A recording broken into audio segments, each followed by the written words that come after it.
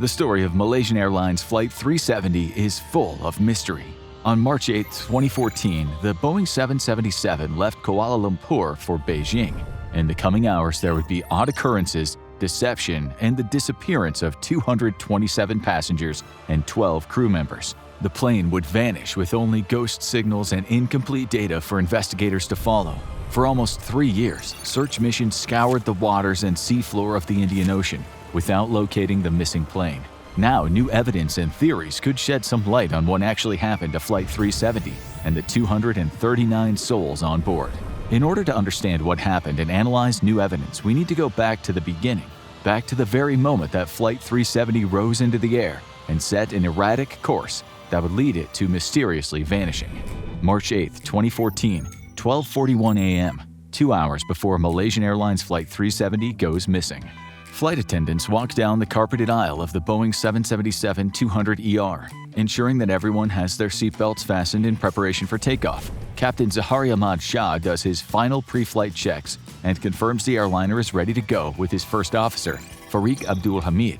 The flight tower radios the pilots that they're clear for takeoff. Captain Zahari throttles up the engines and the plane lurches forward.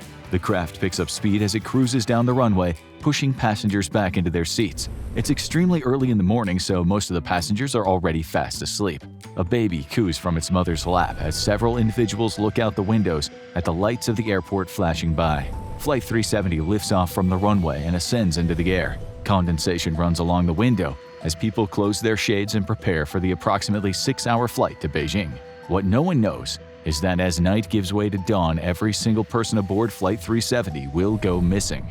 1:01 a.m., 1 hour and 40 minutes before Malaysia Airlines Flight 370 goes missing. The aircraft reaches a cruising altitude of 35,000 feet or 10,700 meters. The fasten seatbelt sign is turned off and the flight crew begins preparing snacks, drinks, and meals for the passengers. It's an overnight flight, so cabin duty should be relatively light. Some passengers stand up and stretch on the way to the bathroom. The faces of businessmen from Beijing are illuminated by their laptop screens. The snoring of sleeping passengers can be heard, complementing the roar of the plane's engines. On the ground, radar stations pick up Flight 370's signal. Everything is normal. In a little while, Flight 370 will leave Malaysian airspace and cross into Vietnam. The early hours of this morning seem like any other day. 1:07 a.m., 1 hour and 33 minutes before Malaysia Airlines Flight 370 goes missing. The Malaysian flight tower receives data from Flight 370's aircraft communication addressing and reporting system. This communications array periodically transmits data about the plane and the status of several key systems on board. This will be the last time ACARS communicates with traffic control. The tower won't notice it for 30 more minutes, but someone has turned off the ACAR system. Someone who knew exactly what they were doing and had a premeditated plan to fly the aircraft off course on some unknown route for some unknown reason. With Flight 370's aircraft communication addressing and reporting system turned off, the radar stations in the area no longer receive telemetry from the plane. No one on the ground knows the system has been turned off at this point in time, as there's no reason to expect anything to be wrong. However, something strange is happening aboard Flight 370, whether ground crews are aware of it or not. It's not clear if either the pilots are aware that the ACAR system has been turned off, or if one of them is the perpetrator, but this will be the first of many peculiar events that will happen over the next several hours. 1:19 a.m., 1 hour and 20 minutes before Malaysia Airlines Flight 370 goes missing. Malaysian traffic controllers receive a message from the cockpit of Flight 370. It's believed to be First Officer Fariq Abdul Hamid on the headset. He does not sound agitated, and he gives no indication that there is anything wrong, even though the ACARS aboard the plane is off. This does not mean that Fariq is the one who tampered with the system or that he's even aware that something is wrong, but a series of bizarre events begin after the message is sent. The voice finishes relaying a quick message and ends with "Alright, good night," indicating that he's signing off just before entering Vietnamese airspace. Traffic control thinks nothing of the message, as "good night" is often used by pilots to signal the handing over of communications from one airspace to another. The phrase is just a pleasantry that traffic controllers hear hundreds of times a week as planes leave their airspace. However, this time, "good night" are the last words anyone will ever hear from the crew and passengers aboard Flight 370. 1:21 a.m. Just as Flight 370 crosses into Vietnamese airspace over the South China Sea, someone in the cockpit flips a switch. The plane's transponder switches off. This is much more noticeable than when the aircraft communication addressing and reporting system was shut down. as the transponder constantly pings radar stations with the flight number, altitude, speed, and heading of the plane. The transponder is also a lot less complicated than turning off the ACAR system. Without the transponder on, the massive 777 is an unknown blip on the radar. Traffic controllers scan their radar screens and see dozens of little dots, however, one catches their eye. It has no flight number and isn't sending any relevant data. They keep a close eye on the aircraft to try to figure out what it is and why it isn't relaying any information. No one is overly concerned at this point. They just know something odd is happening. A soldier conducting radar surveillance at a military base in Thailand spots the blip on his screen. There's an unidentified aircraft approaching the base. There are no covert missions scheduled for that night, so this is a cause for concern. He informs his CO, and they keep tabs on the unidentified aircraft, sometime between 1:21 a.m. and 1:28 a.m. No one knows at this moment in time that the unknown aircraft showing up on the radar across Thailand, Vietnam, and Malaysia is Flight 370. Its transponder is still off. However, the unknown object suddenly begins to change course. A Thai radar station in the southern Surat Thani province records that the plane makes a U-turn and is now flying in the opposite direction than it had been traveling in moments before. At this point, there is no reason for anyone to suspect that Malaysia Airlines Flight 370 is the unknown craft on their screens, or that any action should be taken. This uncertainty will result in precious time being lost during the early stages of the search for the missing airliner. 1:30 a.m. Suddenly, the blip from the unknown aircraft disappears from the air traffic controller's radar in Subang, outside of Kuala Lumpur. It has vanished somewhere over the Gulf of Thailand. The last known coordinates of the plane are 065515 north and 1033443 east. It's not clear what has happened exactly, but it appears the SATCOM system has been tampered with. 1:37 a.m. Malaysian military and civilian flight radars start picking up the unknown aircraft again. Its course has been altered, and the plane is now flying southwest over the Malay Peninsula before turning northwest over the Strait of Malacca. Traffic control in Malaysia realizes that the ACAR's reading from Flight 370 has not been sent and is overdue. It was supposed to be transmitted 30 minutes after the previous communication was sent at 1:07 a.m. Since this is an automated system, the traffic controllers know something is wrong.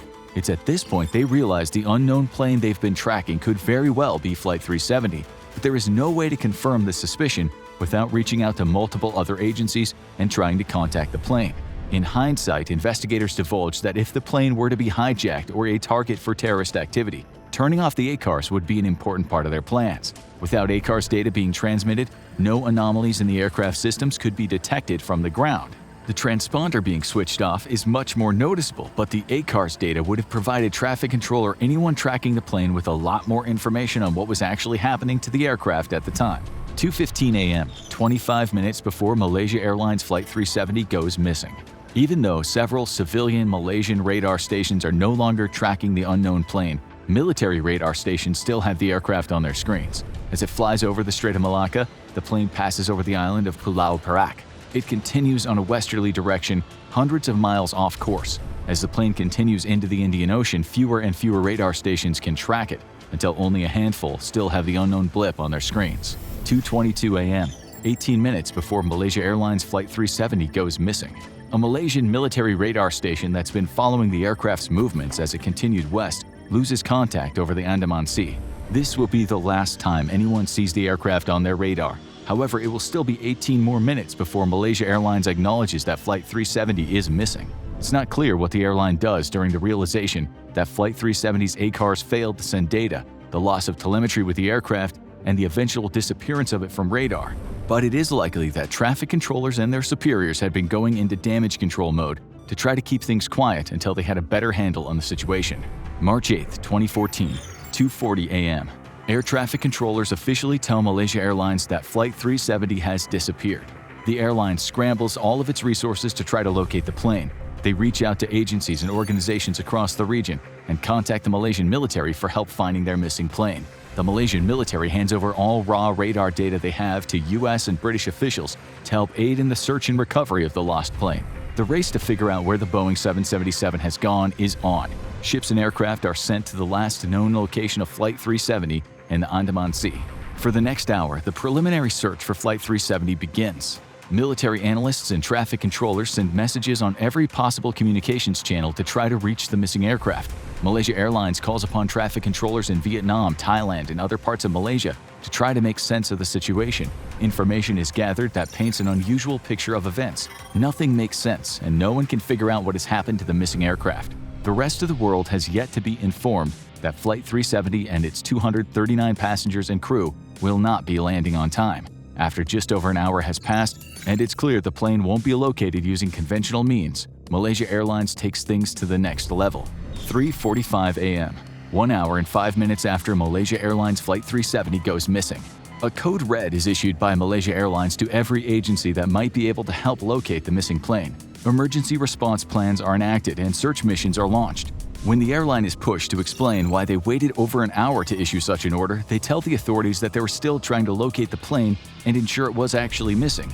It's unclear if Malaysia Airlines had ulterior motives or if it was just incompetence that led to the slow sharing of information with other organizations. But either way, an emergency is eventually declared. For the next several hours, search and rescue missions are launched. Multiple organizations sift through the data to extrapolate where the plane might have gone. Salvage teams prepare for the worst. 6:30 a.m. 3 hours and 50 minutes after Malaysia Airlines Flight 370 goes missing. Passengers in Beijing wait for their plane to reach the gate. Flight 370 is displayed on the arrival sign, but the plane has yet to arrive. Disgruntled travelers wait for an announcement as to where their plane is and what's causing the delay. So far, Malaysia Airlines has not updated anyone about the loss of the aircraft, except for agencies and organizations that are directly involved in locating the plane. 7:24 a.m. There's still no sign of Flight 370 or any indication of what went wrong. Families are worried about their loved ones who should have landed and checked in an hour ago. The airline has received inquiries but remains silent until now. A public announcement is posted on the Malaysia Airlines Facebook page. When this happens, there is mass panic and confusion amongst friends and family members who had people on board the flight. The international community becomes aware of the search for the missing plane. Everyone waits with bated breath to learn more about the tragedy and mysterious circumstances under which Flight 370 disappeared. 8:11 a.m., 5 hours and 31 minutes after Malaysia Airlines Flight 370 goes missing. Something very strange happens. A satellite orbiting the Earth attempts a handshake or electronic connection with a plane passing below it. The satellite logs the attempted connection to the plane and relays the information to a computer database. The handshake isn't completed due to the fact that the communication systems aboard Flight 370 are offline. However, once this data comes to light, it provides a vital clue to the search and rescue parties trying to locate the aircraft. The aircraft is still in flight. Based on where the satellite is located and a number of other factors, the location of Flight 370 can be narrowed down to 2 different locations. However, since the plane is clearly still operational, the final destination of where the aircraft will touch down will need to be extrapolated. The raw satellite data is enough to confirm the plane the satellite attempted to connect with was Flight 370, which is then corroborated by the United States National Transportation Safety Board, the Federal Aviation Administration, and Britain's Air Accidents Investigation Branch. With the little information that was available at the beginning of the emergency, the initial search for Flight 370 had begun in the South China Sea. As more information comes to light, such as where the transponder had been switched off, and the resulting discovery that the unidentified plane that radar stations had been tracking all morning was in fact Flight 370, the search teams are sent off to the Strait of Malacca and the Andaman Sea. However, it isn't until satellite data from the attempted handshake is discovered that search efforts are deployed to more promising areas. March 15, 2014, 7 days after Flight 370 goes missing. The data collected by the satellite on the morning of the disappearance has finally been analyzed.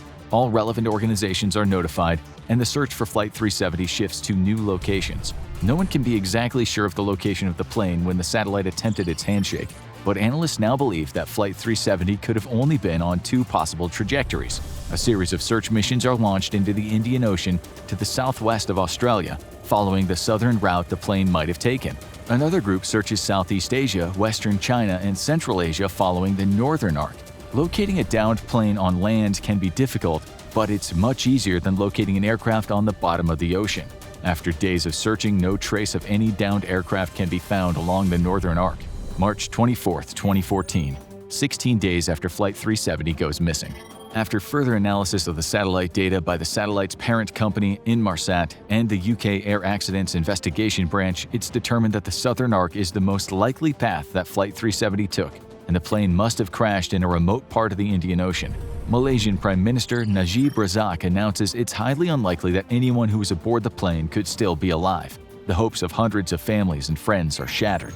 However, the crusade to figure out what happened and to provide answers is not over yet. April 6, 2014, 30 days after Flight 370 went missing. An Australian ship cruises through the waters of the Indian Ocean. They've been searching for any signs of Flight 370 for 2 weeks. Suddenly, the equipment on the vessel detects several acoustic pings that could possibly be from the black box or flight recorder aboard the missing Boeing 777. These signals are coming from below the waters, around 1,200 miles or 2,000 kilometers northwest of Perth, Australia. It's impossible to tell exactly where the signals are coming from, but it allows the search teams to narrow down the locations they're looking at. Around this time, new data from Inmarsat comes out that a satellite initiated another handshake with Flight 370 around 8:19 a.m. on March 8th. The second handshake is consistent with the location where the acoustic pings are being picked up by the Australian vessel. Unfortunately, by this point, the batteries within the black box are likely on their last legs. It'll only be a matter of time before the batteries go dead and the signal is lost. Even after the signal is gone, robotic submarines are deployed to the region to scour the ocean floor for any signs of wreckage. Unfortunately, the pings had been identified over a large area, and there's no way to pinpoint the exact location. The subs continue to search underwater, even though the search area is vast. The search yields no results. The disappointment is exacerbated by the fact that tests run after the fact find that a faulty wire in the acoustic equipment aboard the ship might have been what was producing the pings. July 29, 2015, 1 year and 5 months after Flight 370 goes missing. A man walks along the beach of the French island of Réunion. He spots debris washed up on the shore. This is not unusual, as the currents running through the Indian Ocean often bring garbage adrift in the ocean to the island. However, this is different. It looks like a piece of an airplane. The man calls to others in the area and they bring the salvaged debris to the local authorities. It's identified as the right wing flaperon of a Boeing 777. Upon further inspection by experts, it's identified as being a piece of Flight 370. The debris washed up 2,300 miles, or about 3,700 kilometers, from where the search for the missing aircraft is being conducted in the Indian Ocean. Over the next year, 26 more pieces of debris are discovered on beaches in Tanzania, Mozambique, South Africa, Madagascar, and Mauritius. The finders all claim that they're part of Flight 370, however, only 3 can be positively identified as belonging to the missing aircraft. While 17 are thought to be from Flight 370, 2 pieces seem to have come from the cabin interior, suggesting the aircraft broke apart either before or when the plane crashed into the ocean. When experts further examine the flap found in Réunion, they determine it does not appear the plane was guided into the ocean using a controlled descent. Therefore, the only other option is that Flight 370 slammed into the dark waters of the ocean and sunk to the bottom. The information gathered from confirmed debris of the aircraft allows the search area to be narrowed down even further, as some parts of the Indian Ocean do not have the currents to carry wreckage all the way to Africa. January 2017, 2 years and 10 months after Flight 370 goes missing. The Malaysian, Australian, and Chinese governments announced they will be calling off the search for Flight 370.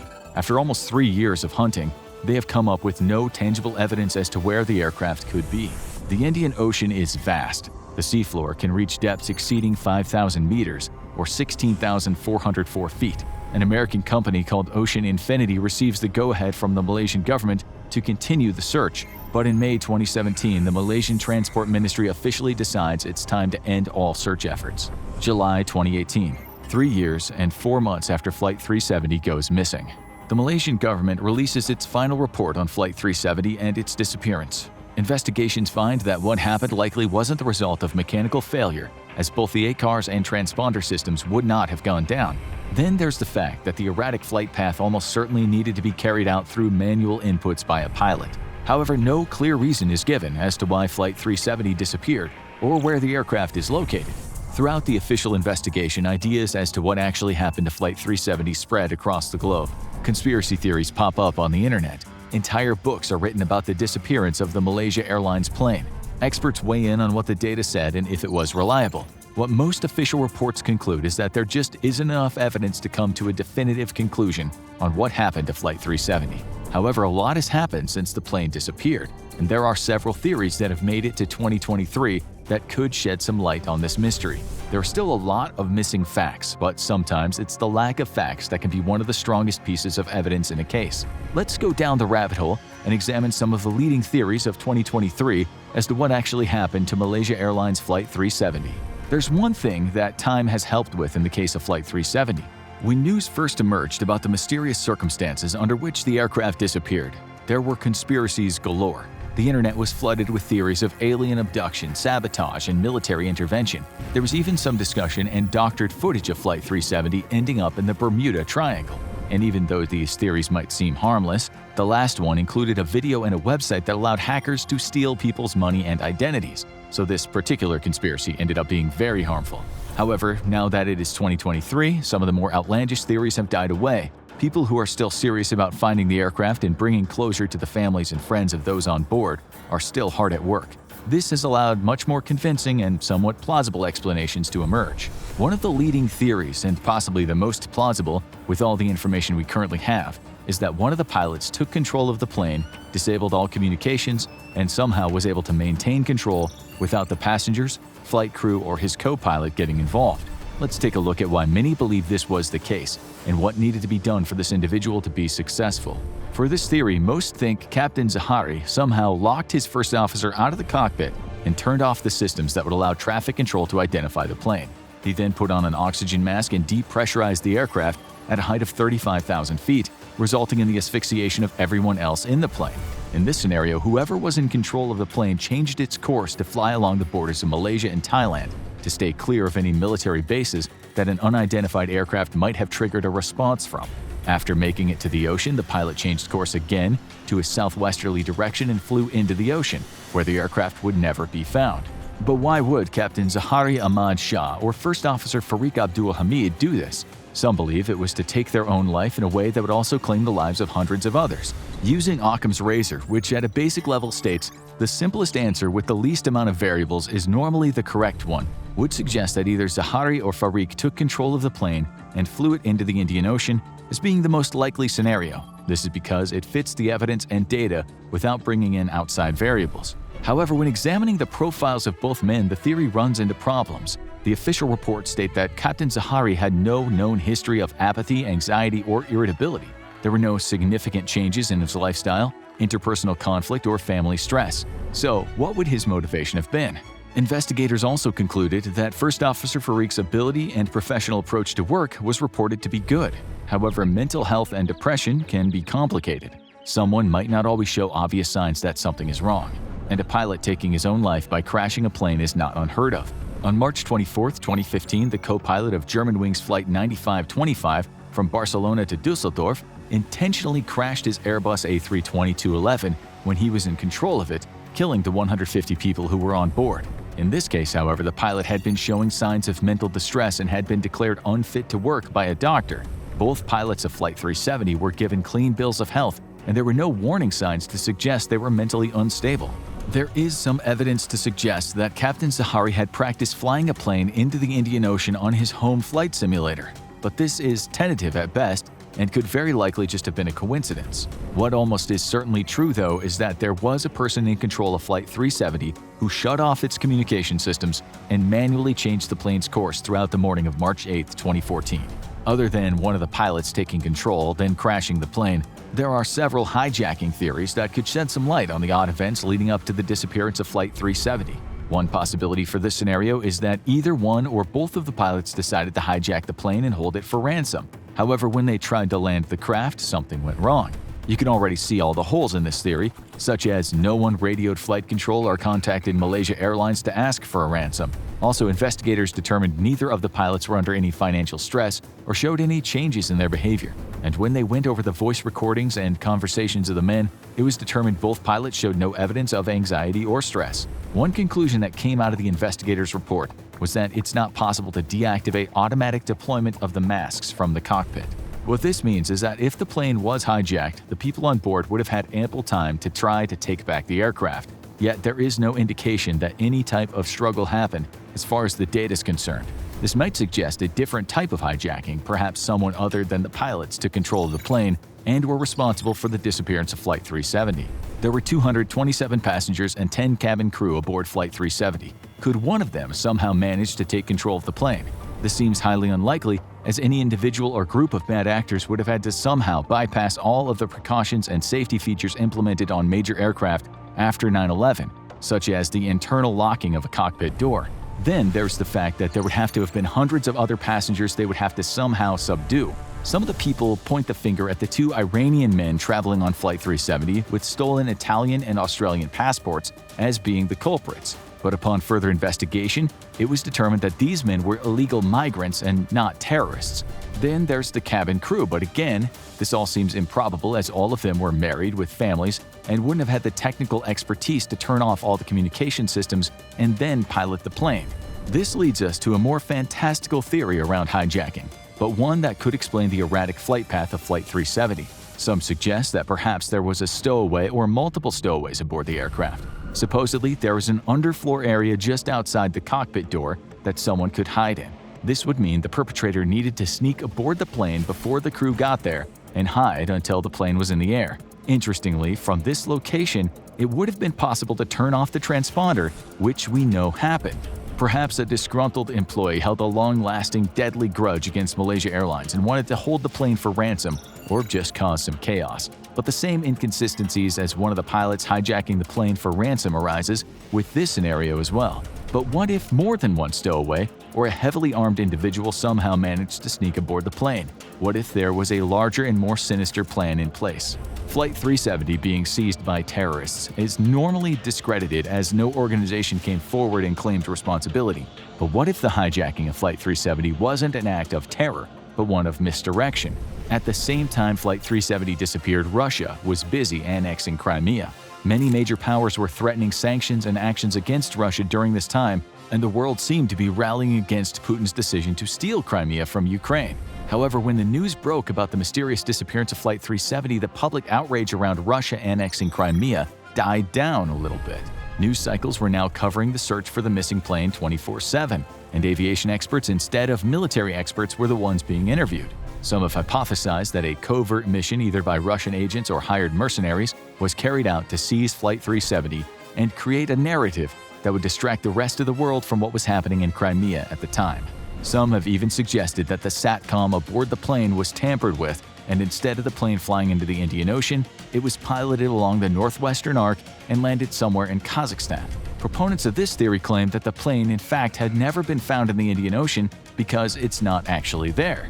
But let's be very clear, the oceans are massive. Over 80% of the ocean has never been mapped, explored, or even seen by humans. If we strip away all the more extreme theories and stick with what we know in 2023, the most likely scenario is that one of the pilots of Flight 370 took control of the plane and flew it into the Indian Ocean, where the aircraft broke up and sank to the depths of the sea.